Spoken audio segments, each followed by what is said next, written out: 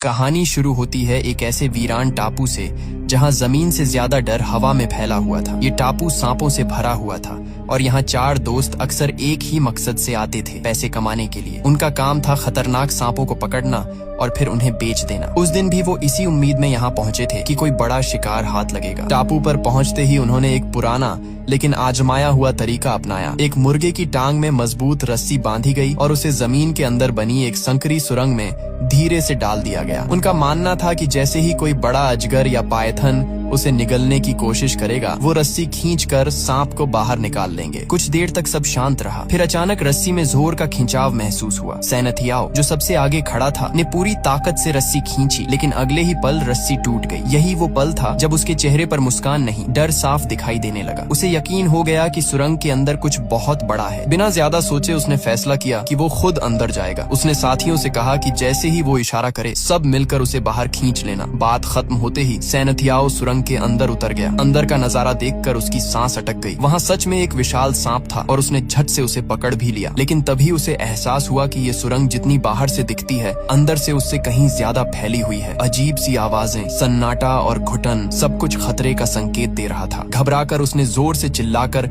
साथियों को उसे बाहर खींचने का इशारा किया। बाहर खड़ा अरबिंग, जो भारी भरकम शरीर वाला आदमी था, इसे मजाक समझ बैठा। उसे लगा सैनथियाओ डराने के लिए नाटक कर रहा है। हंसते हुए उसने मदद करने के बजाय उसके पैरों में गुदगुदी करनी शुरू कर दी। लेकिन मजाक उस वक्त खत्म हुआ जब सैनथियाओ की चीखें सच में डर से भर गईं। अब तीनों दोस्त एक साथ रस्सी खींचने लगे, मगर तब तक देर हो चुकी थी। सुरंग के अंदर से एक बेहद विशाल सांप झपटा और पल भर में सैनथियाओ को अपनी पकड़ में लेकर अंदर खींच ले गया। घबराए हुए अरबिंग ने हाथ डालकर उसे बचाने की कोशिश की, लेकिन अगले ही सेकंड एक सांप ने उसके हाथ को जकड़ लिया। बड़ी मुश्किल से उसे बाहर खींचा गया। उसके हाथ से चिपका वो सांप तुरंत मार दिया गया, लेकिन नुकसान हो चुका था। सुरंग के अंदर से आ रही भयानक अजीब सी आवाजें अब किसी आम सांप की नहीं लग रही थीं। सबको लगने लगा कि वहाँ कोई और ही खौफनाक चीज छिपी है। डर के मारे वो लोग बिना पीछे देखे अपनी नाव की ओर भागे। रात हो चुकी थी, बारिश तेज हो रही थी, नाव आगे बढ़ रही थी और अरबिंग अंदर ही अंदर टूट चुका था। उसे लग रहा था कि सैनथियाओ की मौत का जिम्मेदार वही है। इसी बात पर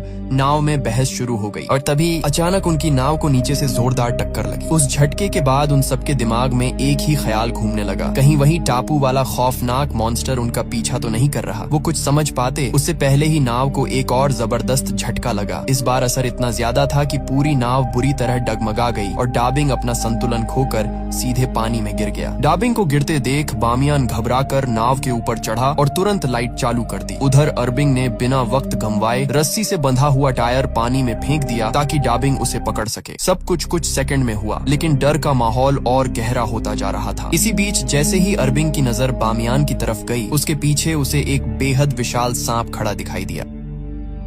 अगले ही पल वो सांप वहाँ से गायब हो गया, जैसे पानी में घुल गया हो। इससे पहले कि कोई कुछ कर पाता, उसी सांप ने पानी में गिरे डाबिंग पर हमला कर दिया और पल भर में उसकी जान चली गई। अरबिंग ने हिम्मत जुटाकर भाले से उस सांप पर वार करने की कोशिश की, लेकिन वो सांप आम नहीं था। उसने पलटकर इतना जोरदार हमला किया कि अरबिंग हवा में उछल गया और जमीन पर गिरने से पहले ही उस सांप का शिकार बन गया। अब नाव पर सिर्फ बामियान बचा था। उस विशाल सांप का आकार देखकर उसका डर हद से ज्यादा बढ़ चुका था। वो कांपते हुए सांप से रहम की भीख मांगने लगा और बार बार कहने लगा कि अगर उसकी जान बख्श दी गई तो वो कभी भी दोबारा सांप नहीं पकड़ेगा। लेकिन सांप नहीं रुका, वो नाव पर चढ़ता हुआ उसकी ओर बढ़ने लगा। तभी बामियान की नजर नाव में रखे एक कैमरे के पास पड़ी कुछ अजीब सी चीजों पर गई। वो सांप के अंडे थे। असल में वही वजह थी जिसकी वजह से वो विशाल सांप इस नाव तक पहुंचा था। अपने अंडों को देखते ही वो और आक्रामक हो गया और अगले ही पल बामियान की भी जान चली गई। कुछ दिनों बाद कहानी एक नई जगह पर पहुंचती है। एक औरत घबराई हुई हालत में शेन नाम के एक आदमी को अपने घर की तरफ ले जा रही थी। शेन एक पेशेवर स्नेक रेस्क्यूअर था। उस औरत के घर में एक खतरनाक सांप घुस आया था, इसलिए उसने मदद के लिए शेन को बुलाया था। घर के अंदर कदम रखते ही शेन की नजर कुछ सांप के अंडों पर पड़ी। पूछने पर पता चला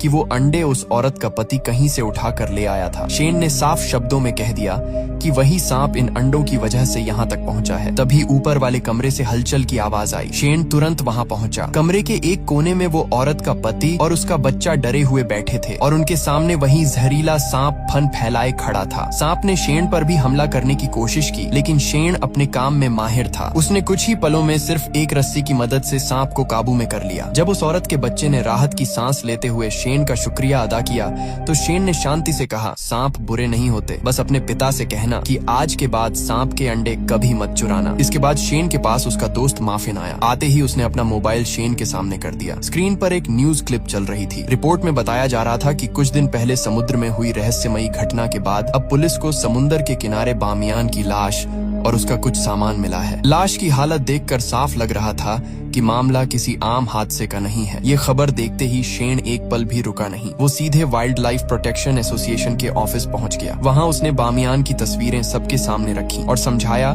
कि शरीर पर बने दांतों के निशान किसी साधारण सांप के नहीं हैं। उसके मुताबिक ये निशान टाइटन पाइथन के हैं, जिसकी लंबाई करीब 15 मीटर तक हो सकती है और ऐसे सांप सिर्फ एक ही जगह पाए जाते हैं, स्नेक आइलैंड पर। शेन का मानना था कि अब देर नहीं करनी चाहिए। उसने संगठन की ताकत का इस्तेमाल करते हुए सरकार से स्नेक आइलैंड को नेचर रिजर्व घोषित करने की अपील करने की बात कही, लेकिन वहीं मौजूद एनवायरनमेंट प्रोटेक्शन डिवीजन की सीनियर अधिकारी जाओ ने उसकी बात काट दी। उसका कहना था कि इंटरनेशनल स्नेक ऑर्गेनाइजेशन के रिकॉर्ड के मुताबिक इस तरह के विशाल सांप धरती से लगभग 58 साल पहले ही विलुप्त हो चुके हैं। शेन ने बहस करने के बजाय सबूत सामने रख दिया। उसने बामियान के कैमरे से रिकॉर्ड की गई आखिरी वीडियो चलाई। वीडियो में साफ तौर पर उस विशाल टाइटन पाइथन की झलक दिखाई दे रही थी। जैसे ही वीडियो खत्म हुई, कमरे में कुछ पल के लिए सन्नाटा छा गया। सबकी आंखें हैरानी से खुली रह गईं। अब हालात बदल चुके थे। सबने फैसला किया कि जाओ खुद शेन के साथ स्नेक आइलैंड जाएगी और सच्चाई का पता लगाएगी। लेकिन रवाना होने से पहले जाओ को एक और चौंकाने वाली बात पता चली। शेन सिर्फ एक स्नेक रेस्क्यूअर नहीं था, वो पहले फौज में रह चुका था और साथ ही उसे स्नेक किंग के वंशज के रूप में भी जाना जाता था। उधर दूसरी तरफ कहानी एक नए मोड़ पर पहुंचती है। एक बड़ी रियल एस्टेट कंपनी का मालिक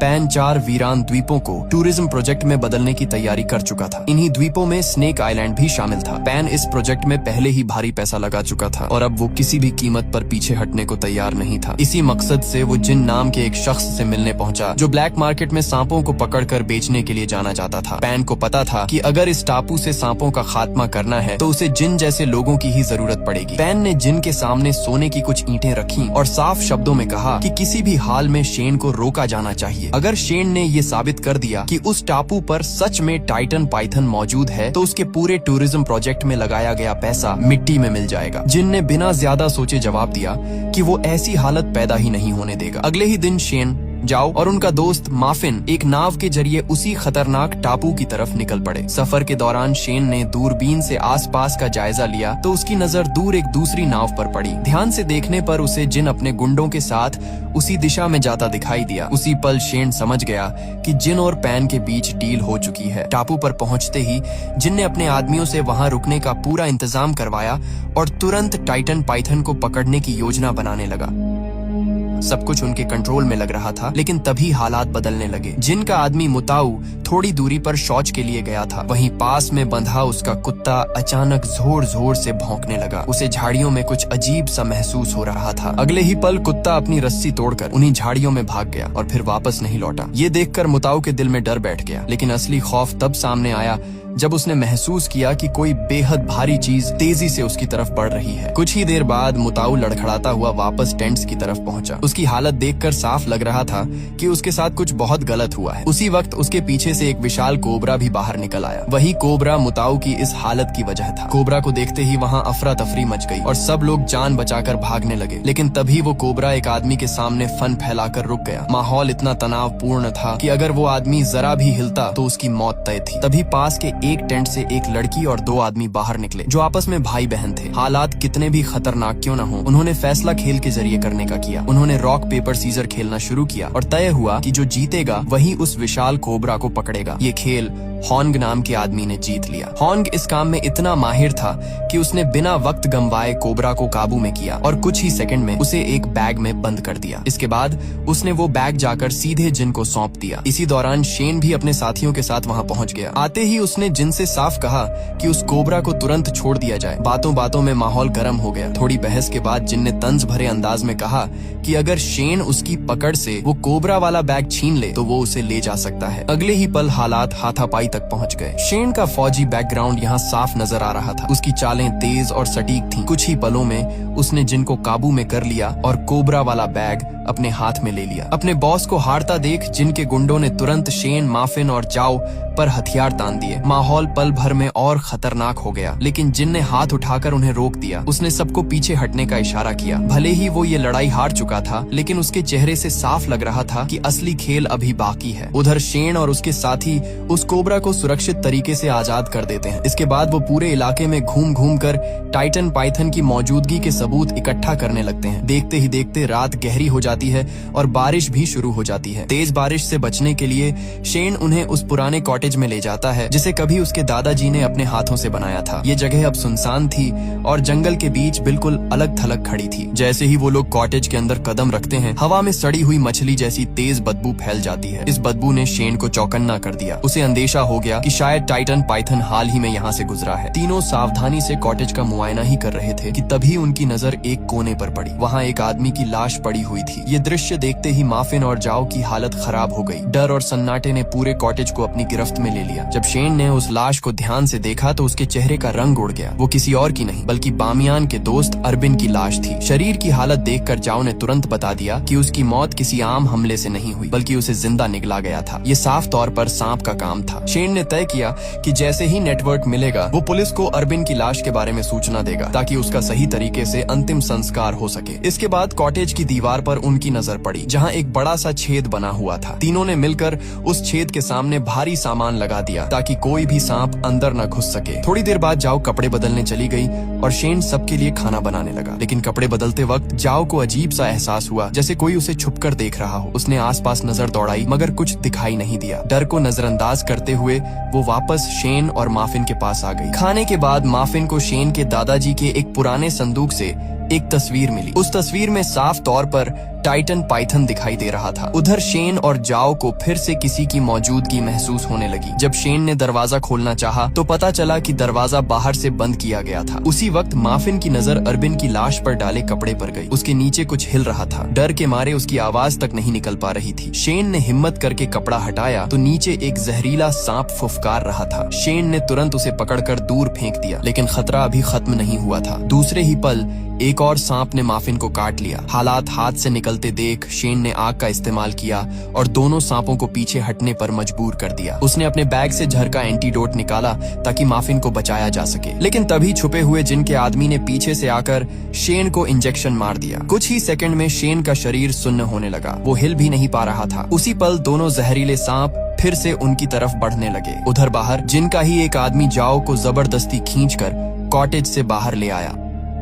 उसकी नीयत साफ नहीं थी। वो जाओ के साथ कुछ गलत करने ही वाला था कि तभी झाड़ियों के पीछे से टाइटन पाइथन निकला। एक ही पल में उस आदमी को अपनी पकड़ में लिया और घसीटते हुए जंगल के अंदर ले गया। जाओ किसी तरह उसकी पकड़ से छूट गई। घबराई हुई जाओ भागकर वापस कॉटेज के अंदर आई। शेन और माफिन की हालत देखकर उसका दिल बैठ गया, लेकिन शेन ने मुश्किल से उसे एंटीडोट की तरफ इशारा किया। बिना वक्त गंवाए जाओ ने दोनों को एंटीडोट दे दिया और उनकी जान बच गई। अगली सुबह हालात थोड़े संभले। तीनों फिर से टाइटन पाइथन को ढूंढने के लिए निकल पड़े। तलाश के दौरान उन्हें एक पेड़ से लटकी हुई एक बड़ी सांप की केंचुली मिली। ये साफ सबूत था कि टाइटन पाइथन इसी टापू पर मौजूद है। हालांकि शेन जानता था कि सिर्फ इतना काफी नहीं है। सच साबित करने के लिए उन्हें अभी और भी ठोस सबूत इकट्ठा करने थे। इसी दौरान उनकी नजर पास ही जमीन पर पड़े योंग पर पड़ी। उसकी हालत बेहद खराब थी, जैसे उसकी जान किसी भी पल निकल सकती हो। शेन ने बिना देर किए अपना एंटीडोट निकाला और उसे दे दिया। कुछ ही देर में योंग की सांसें संभलने लगीं और उसकी जान बच गई। लेकिन तभी जाओ की नजर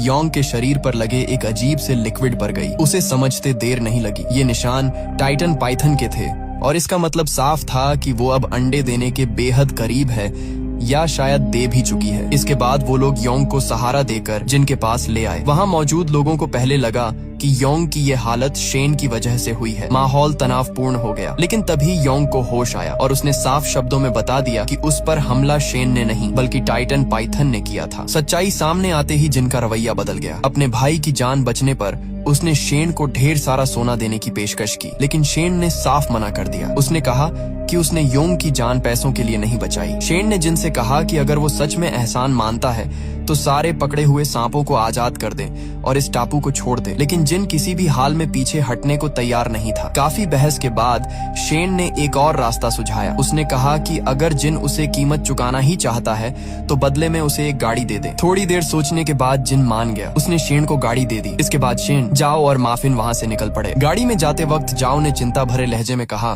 कि उसके हिसाब से टाइटन पाइथन अब तक अंडे दे चुकी होगी। अगर वो अंडे जिनके हाथ लग गए तो हालात और भी बिगड़ सकते हैं। पाइथन के बच्चों के बचने के चांस वैसे ही बहुत कम होते हैं। उसने साफ कहा कि उन्हें वो अंडे अपने साथ ले जाने होंगे। इस टापू पर टाइटन पाइथन की मौजूदगी साबित करने के लिए इससे बड़ा और ठोस सबूत कोई हो ही नहीं सकता। चलती गाड़ी में शेन ने आखिरकार जाओ को अपनी सच्चाई बता दी। उसने कहा कि वो स्नेक किंग फैमिली का वंशज है और सांपों की हिफाजत करना ही उसका असली मकसद रहा है। उसके दादाजी हमेशा कहते थे कि टाइटन पाइथन आज भी इस दुनिया में मौजूद है, लेकिन शेन ने कभी इस बात को गंभीरता से नहीं लिया। बामियान की मौत के बाद जब उसने उस पाइथन की रिकॉर्डिंग देखी तब उसे अपने दादाजी की बातों पर यकीन हो गया। शेन ने साफ कहा कि वो चाहता है सरकार इस टापू को नेचर रिजर्व घोषित करे ताकि लालच में आकर लोग यहाँ न आए और अपनी जान न गंवाएं। वो लोग अभी बात कर ही रहे थे कि अचानक गाड़ी के सामने से टाइटन पाइथन गुजर गया, इतना करीब कि सबकी सांसें थम गईं। बिना वक्त गंवाए शेन ने गाड़ी मोड़ी और उसका पीछा शुरू कर दिया ताकि इस बार पक्के सबूत के तौर पर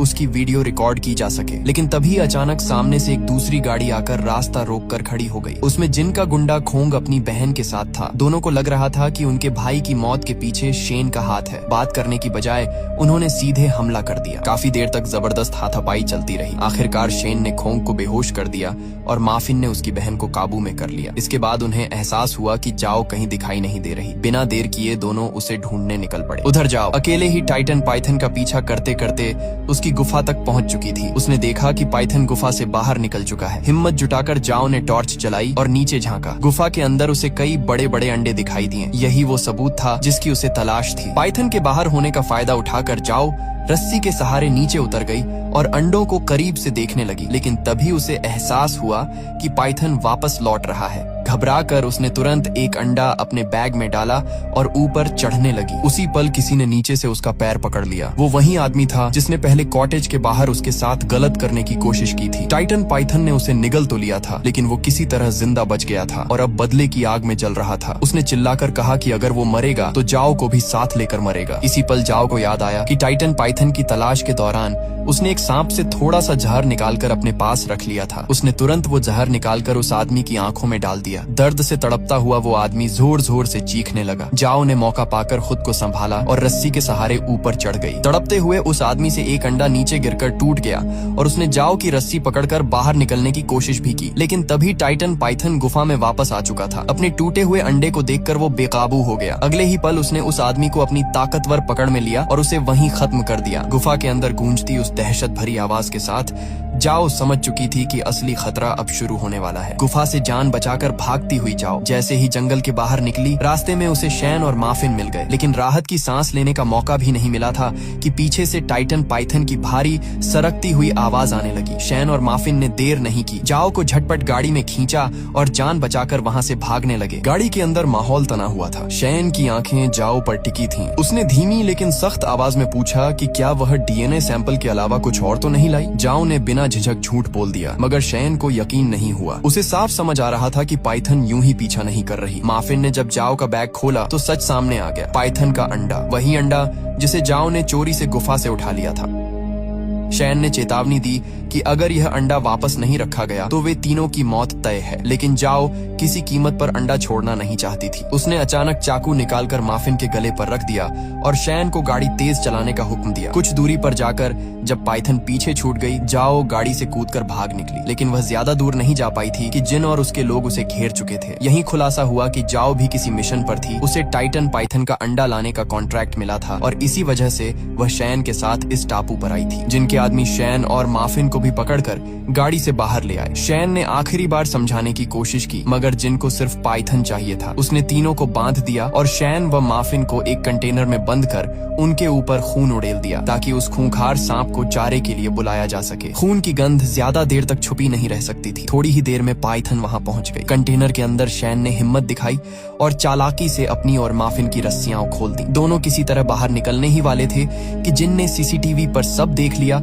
और बाहर से कंटेनर का दरवाजा बंद करवा दिया। वे फिर से फंस चुके थे। यह सब जाओ देख चुकी थी। उसने भी अपने हाथ खोल लिए और उन्हें बचाने के लिए दौड़ पड़ी। जिन के गुंडे उसके पीछे पड़ गए, लेकिन उसने यौन के गले पर चाकू रखकर उसे बंधक बना लिया और मौका मिलते ही कंटेनर के ऊपर चढ़ गई। अब खेल पूरी तरह बदल चुका था। जाओ ने बिना एक पल गंवाए कंटेनर के ऊपर बनी छोटी सी खिड़की खोल दी। अंदर फंसे शैन और माफिन ने किसी तरह पाइथन से बचते हुए बाहर छलांग लगाई और सीधे जिन और उसके लोगों पर टूट पड़े। हालात पूरी तरह बेकाबू हो चुके थे। होंग शैन पर भारी पड़ रहा था और उसे मारने ही वाला था, लेकिन तभी अचानक टाइटन पाइथन ने उसे दबोच लिया और देखते ही देखते उसका काम तमाम कर दिया। उधर माफिन भी बुरी तरह पिट रहा था। जैसे ही उसे मौका मिला, उसने कंटेनर का दरवाजा खोल दिया और अंदर कैद पाइथन को बाहर छोड़ दिया। बस फिर क्या था, पूरा इलाका युद्ध का मैदान बन गया। लोग जान बचाकर भागने लगे। पाइथन ने जिन के भाई योंग को भी अपना शिकार बना लिया। जिन पागल हो गया और इसके लिए सीधे शैन को जिम्मेदार ठहराने लगा। गुस्से में आग बबूला जिन लकड़ी काटने वाले बड़े ब्लेड से शैन पर टूट पड़ा। शैन की जान जाते जाते बची जब आखिरी पल में माफिन ने जिन को धक्का देकर गिरा दिया। इसी अफरा तफरी में जाओ अंडा उठाकर सीधा नाव की तरफ भागी। वह किसी भी कीमत पर इस टापू से निकलना चाहती थी, लेकिन नाव तक पहुंचने से पहले ही जिन वहां आ गया और उसने जाओ को बुरी तरह पीटकर अधमरा कर दिया। फिर जैसे ही उसने नाव स्टार्ट की,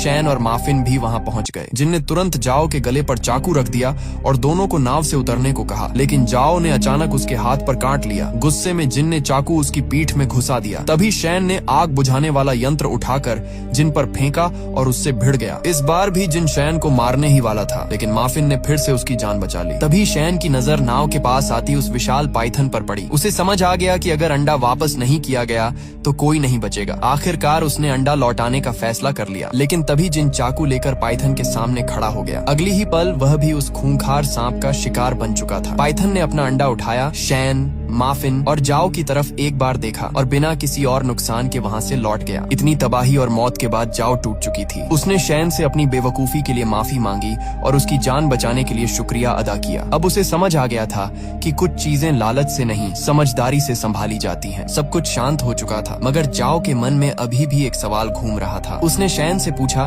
कि क्या अब भी उनके पास इतना सबूत बचा है कि इस टापू को नेचर रिजर्व घोषित कराया जा सके। शैन ने बिना कुछ कहे अपने पास रखी वह पुरानी तस्वीर निकाली। वही तस्वीर जो उसके दादाजी ने कभी उस विशाल पाइथन की खींची थी। वही आखिरी सबूत था जो इस जगह को दुनिया से बचा सकता था। लेकिन शैन ने हल्की सी मुस्कान के साथ कहा कि अगर किसी चीज को सच में बचाना हो तो उसे दुनिया की नजरों से दूर रखना ही बेहतर होता है। यह कहकर उसने वह तस्वीर भी समुद्र में उछाल दी। तस्वीर पानी में डूबती चली गई और उसी के साथ यह कहानी भी खत्म हो गई। अगर तुम्हें यह कहानी पसंद आई हो तो वीडियो को लाइक जरूर करना, और अगर तुम इस चैनल पर नए हो तो चैनल को सब्सक्राइब कर लो, क्योंकि यहाँ ऐसी ही दिलचस्प और रोमांचक कहानियां मिलती रहती हैं। तो फिर मिलते हैं अगली इंटरेस्टिंग वीडियो के साथ। तब तक के लिए टाटा और गुड बाय।